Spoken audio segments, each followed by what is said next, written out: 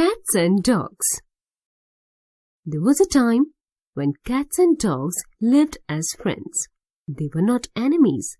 They ate and played together. But then they became bitter enemies. Do you know how? Read this story and you will know.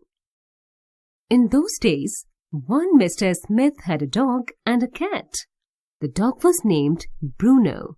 The cat was named Kitty. This cat and the dog were the best of friends. They would kiss each other on the nose.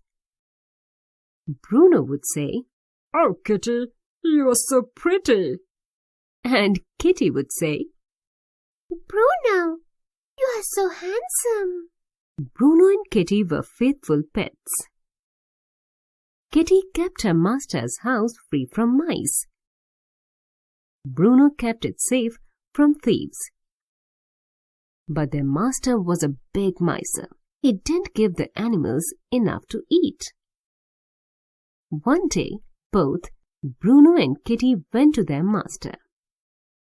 "Sir," they said, "we love you. We keep the mice away from your house. We keep it safe from thieves. But you don't give us good food. You must give us a big piece of fresh meat every day."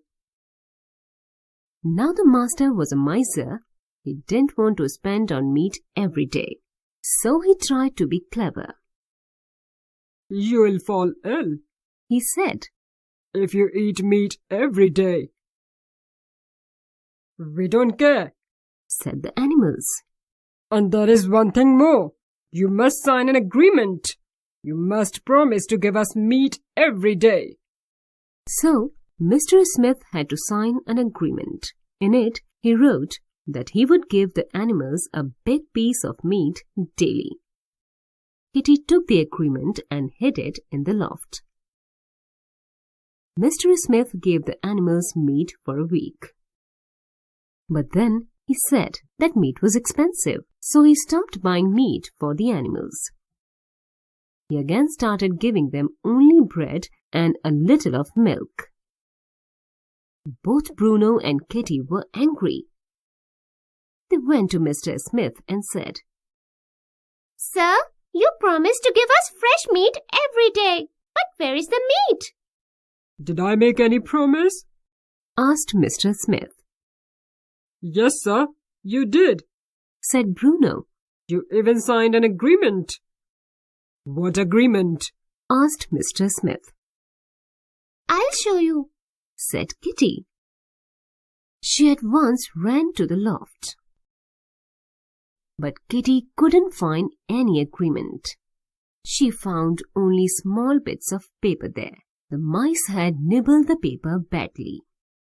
Kitty came back and told Bruno what had happened.